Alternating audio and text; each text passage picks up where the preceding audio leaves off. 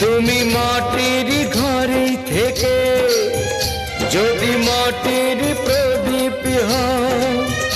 বা ময়ূর মহল জুড়ে যদি ঝাড়বাতি হয়ে রাও।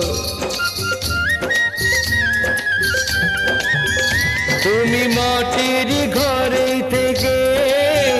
যদি মাটির প্রদীপ হও,